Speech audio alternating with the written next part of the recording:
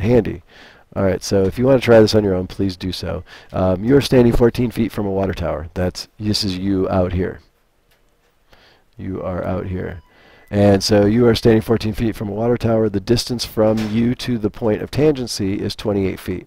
So that's this distance here. So point of tangency, 28 feet. From here to here, 14 feet. What is the radius of the water tower? So we need to find these radii. And this is a fairly complicated problem when it comes down to it, but I think you guys can handle it. We have to set up, and we have to remember the previous theorems. So what did the previous theorem say about the point of tangency and the radius? Well, if you remember, the point of tangency and the radius meet at a 90-degree angle. So what kind of triangle do I have here? Well, hopefully you said a right triangle, and if you said a right triangle, then we can use Pythagorean theorem to find any missing pieces that we want. Well, what's tricky about this is this side is not just 14 in length. It's 14 plus the radius. So when I set up my hypotenuse, I have to set it up as 14 plus r squared, there's my radius, my hypotenuse squared, equals r squared plus 28 squared. And so now I need to go through and figure out all of this, and we'll start with this side over here. And so 28 squared is 784. So now I know that r squared plus 784 is equal to this thing. Now you're going to have to remember back to algebra class to multiply this together. We can't just square 14 and can't square r because of this plus sign in the middle. The addition sign is causing all the problems. So you may remember a four-letter word from algebra class that you may or may not like, but if you remember it, it helps you multiply these guys together. There's actually two ways you can multiply these together, and I'll show you both of them right here. One is the FOIL method, and the FOIL method is to multiply the first terms together, 14 times 14, and oops, wrong button here. 14 times 14, I think is 196, but I'm just going to do it anyway. So 14 times 14 is 196, and then I've got to take, that's my first terms, that's the f in FOIL. Then we do our outside terms, that's 14 times r, and so then I get 14r. Then I'm going to do my inside terms, which is r times 14. There's the I in FOIL, which is another 14r, and then I do my last terms, and that's the r times the r, and that's the L for FOIL, and so that's r squared. And so we end up with, this is the multiplication of 14 plus r times 14 plus r, or 14 plus r squared. And so if I combine like terms and whatnot, I get 196 plus 28r plus r squared equals r squared plus 784. So now I have to solve this and find out what r is, and it's going to take us a little work to do that, but it's not a big deal. And I'm going to show you real quick another method to multiplying 14r plus 14r together. It's called the area model, and some people like this better than FOIL, and if you don't know it, maybe you can pick it up here. And basically, let me explain to you guys at this point, you have to know how to multiply these guys together. You have to, this is something that you need for all your math from here on out, so you need to figure out the best way that works for you. So I'm going to write 14 plus r across the top, and I'm going to write 14 plus r around the bottom. So now I'm just going to ask you to find the area of each one of these squares. So you'll notice that this side length of this rectangle is 14, by this side length is 14. When I multiply 14 times 14, that's 196. Now I'm going to ask you to find the area of this little rectangle. Well, this rectangle is a length of r. This one has a height of 14. So base times height says it's going to be 14r. Okay, this is how we find it. And then if I take r times 14, the height is r, this width is 14, so I end up with another 14r. And then last but not least, the height is r, the base is r, multiplying those together, I get r squared. You'll notice that if I combine my like terms, that gets me back to the same thing I had over here. So no big deal, it's just a different way of multiplying. If you don't remember FOIL, the box method works awesome. So pick one, then go with it. So now I'm going to follow my steps of algebra and simplify this the best I can. I'm going to subtract r squared from both sides, and so I get 196 plus 28r equals, well look, my r squareds cancel out, yay, equals 784. And then I'm going to subtract 196 across the equal sign. I'm going to have to move up here. Subtract 196, and I'm going to grab my calculator and do that. So 784 minus 196 gives me 588. So now over here I have 28r equals, I think it said 588, and then the last thing I have to do is to divide by 28 to find out what my radius is, and that's the whole goal of this. And let me see what the radius is. I'm going to use 588 and divide it by 28, and look at that, my radius is 21 feet. So my radius is 21 feet. That's really what I was looking for.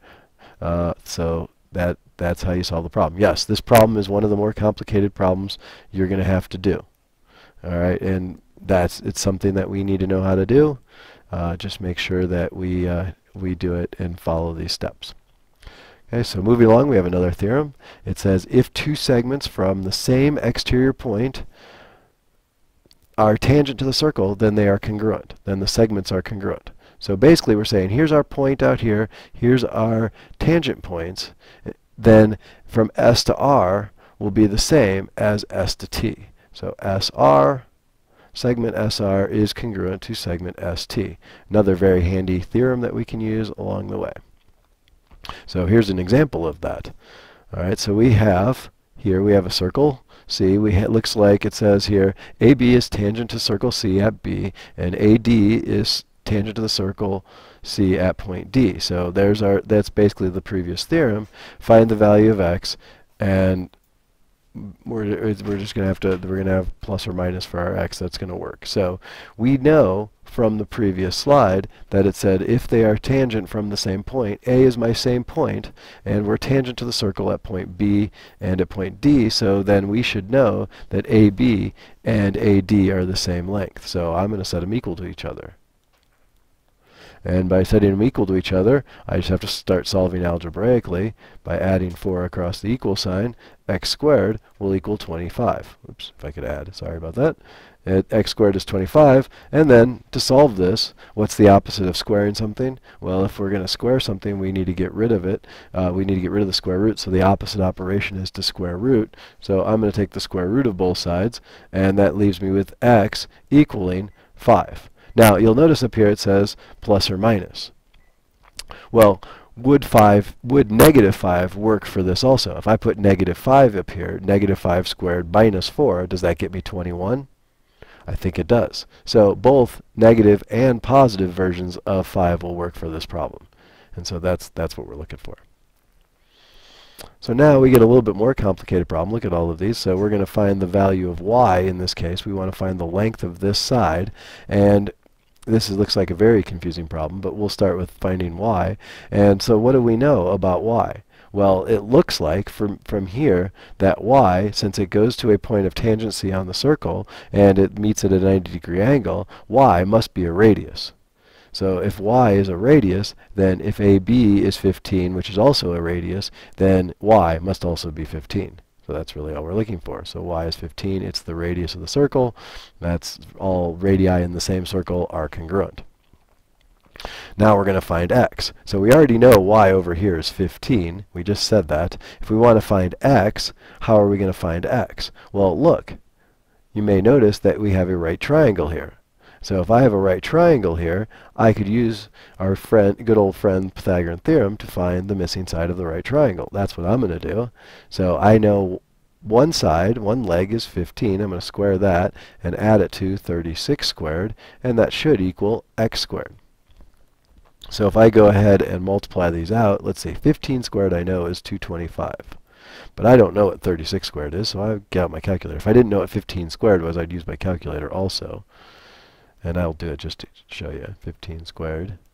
There's my 225. So I've got 1,296 is the 36 squared. So plus 1,296 will equal x squared. And so then I'm going to combine those guys together, and I'm just going to use my calculator. So I'm going to add on 225 to 1,296, and I get 1,521. So that means that x squared is equal to 1521, and to undo a square, we have to do the square root. So I do the square root on both sides, and that will get rid of the square, and then that will tell me what x is, and x will be the square root of 1521. So I'm going to take the square root, oops, wrong button. So if I take the square root of 1521, I'll end up with 39, so that is the length of x. So x is 39 feet, yards, meters, miles, whatever it is, whatever units we're using here, but that's the length of that side. I mean, that's the hypotenuse of that inner triangle. So in example 5 here, we're now looking for z. So we know this side is 15. We just found this side to be 39. Well, you may notice that this triangle looks very similar to the previous the triangle down below. But we also have so that would probably mean that z would have to be 36. We also know, since C is a single point where we have a line that looks like it's tangent to the circle because of the 90-degree angle out here, then since we know that, then these side lengths must also be the same length, so z must be 36. So there's two ways to prove that that z is 36. So then we're to the out, and it says redraw another circle and label all of the things. So if I'm going to draw a circle and label all of these things, let's see what we can do here. I'm going to kind of cheat because my circles otherwise look like footballs. So I've got a circle, and so I'm going to call my circle A. So I put a point in here and call that A, and then I'm going to draw a radius. So my radius now is AB. So I'm going to say radius is AB. If I extend that radius line this way, and you don't have to just extend it. If I put C there, my diameter is CB. Now, a chord, CB is a chord in the circle, just so you know. I told you that earlier, but I'm going to draw a different chord just to have something different there. And so that is going to be, we'll say, EF. I guess I should have used the letter D, but I'm not going to. That's EF is my chord. And then a tangent, remember, I can just pick any point on the circle and draw a line, and I'm going to use a straight line here, draw a line that is tangent to the circle. Oops, draw a nice, neat little straight line here, and just as long as it only touches the circle at one particular point, that is considered a tangent. So we'll call this line, let's get XY, and the point right here, we'll call it Z. So the tangent is line XY, but the point of tangency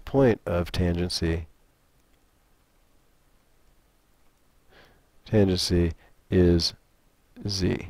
I should have named the center of my circle P. I'm actually going to change that to a letter A, because that's what I called it. The center of my circle was A. And then a secant is basically either an extension of my chord going on forever, which is probably my best bet since I got all these other lines here. But I'm going to draw another secant in here. And a secant is just a line that goes through the circle and touches at 2 points. So I'm going to call this one P, and up here Q. Actually, PB, we'll say it's the same point. So my line PB, and I remember a line, it looks like that, and these guys are all segments, segment, segment, segment, and so their line PB is my secant. So we will do some more practice of this. Thank you for listening in on our webinar, and I will see you guys soon.